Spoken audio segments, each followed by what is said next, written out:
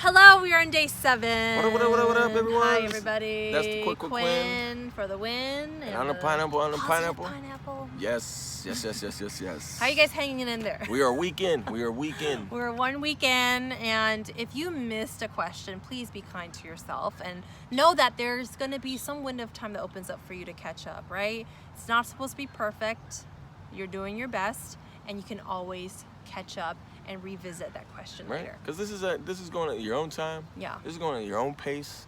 You know, just because it's day 7 doesn't mean you have to be on day 7. Yeah. You could be on day 2 and it's day 7. You know, it's going at your own pace. You could ask these questions from whatever day or whatever days that is, you know, giving you the hang-ups. Yes. So the question for today is, how is your relationship between you and your self-love? You and your self-love. And it's probably a question that you've probably never heard. And you're probably thinking, is this similar to the first question, the day 1? You know, what is your relationship with love? See, that's the relationship with love, right? Of like your idea of love. You know, your projection of it, what you expect of it. That was day 1. Day 7 is, what is your actual relationship with you and your practice? Because self-love is a practice. See, that's what a lot of us don't get, is that here's where we are, and this is where we're trying to get to, like being compassionate, for example. Like, you hear people say, hey, be compassionate. Be kind. Be kind. Be love. Be love, right? Listen, right? But that's the thing. Here you are, and this is what listening is, but the disconnect that brings it together is your practice of self-love. Yeah. You see, when you have space, when you feel good about yourself, you can actually have space that you've created to listen to others better. When you have created the space inside yourself, you can actually be more compassionate. You can be more loving. You can be like a good friend of ours, Unicorn, says all the time, be love. You can actually be love. But when you're full of all that anxiety, of all the bad vibes, it's very, very challenging to be love. It is very, very challenging. So that's why I'm asking, what is your relationship with self-love? Because a lot of us have a great or poor relationship with work, but yet we practice it every day so we can survive. Yes. But we go days and days and weeks, months of not practicing our self-love to help us feel great about us. So that's why I'm swinging you to the question, Miss Quinn. You know, how did you know that, or when did you realize that self-love was not just something or an idea? When did you realize that self-love was something you actually had to practice in order to feel a certain way? There's a two-part to this, because I knew that it was self-love when I felt the triggers, when I felt the pain, when I felt the sadness, when I felt kind of like reliving in my past. When I saw myself, instead of impulsively texting my ex, or impulsively hitting up a friend, or grabbing a drink, or going to the club or something, I actually went to myself and journaled. When I actually pressed the audio for meditation and did it, and it became even more clear when I met you, actually. Because you asked me a question when we very first met.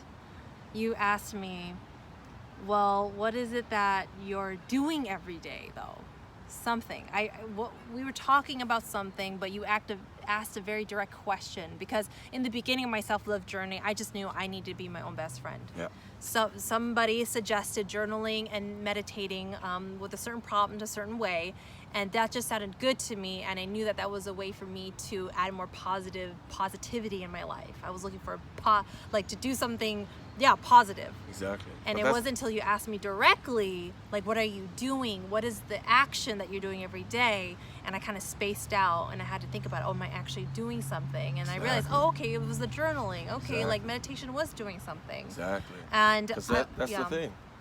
Being positive is almost next to impossible without having a practice to be positive. Yes. And I wanted to mention, because I talked about being your own best friend, and I was relating to a lot of how I was talking to myself, because that was really what I started with and was starting to become my foundation, how I was talking to myself. So when you asked me what I was doing, I was thinking about action-based, and that's why I kind of like paused. I got a little confused because I was really becoming my own best friend by the way that I talked to myself. So that is being self-compassionate.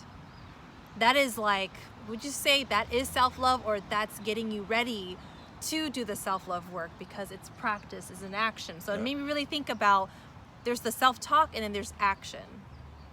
And when you do the action, is the practice, is the action. Is the action, which proves it that you actually love yourself. So being kind to yourself supports you along the way. It's one of the ways that you're building the foundation to get into self-love, to guide yourself to self-love. So that's when it really honed in for me. So yeah, you'll thank you. Because that's the other question would be, what is your self-love practice? Yes. What is self-love? What is the practice? What is the action? What is, how are you showing up and doing that thing that you know that you need to do to feel good in here? Exactly. Yeah. And that's the tip. That's the tip as well. You're not supposed to know this answer. Yes. So share what comes up. Exactly. Like when she mentioned that, when I pressed her for the answer, like, what does that look like? She spaced out. She didn't know what it actually was, because it's an action. Self-love is a practice / action.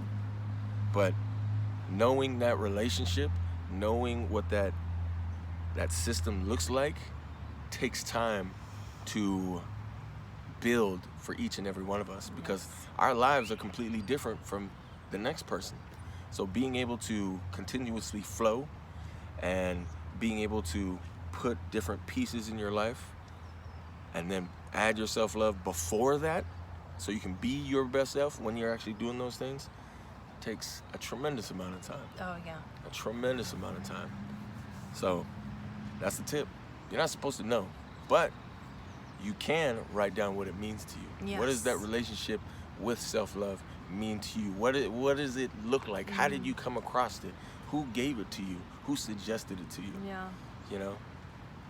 And with that said, anything else to add? Yeah. One more thing. If you guys feel compelled to share like your answers or anything, feel free to do that. Yeah. We can relate a lot, and this happens a lot in my experience, where someone will mention something and then it opens up somebody else's mind about that, and you just help someone expand their thinking process about that certain topic. Exactly. So if you feel compelled to share your takeaways, please drop it down in the comments so we can all read it and discuss, and maybe we'll bring it onto the live as well.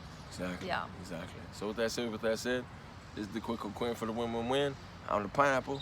Please, everyone, keep spreading your love, spreading those good vibes. Keep spreading that laugh. Stay magical. See you on week 2, yes. which is tomorrow. Bye, guys.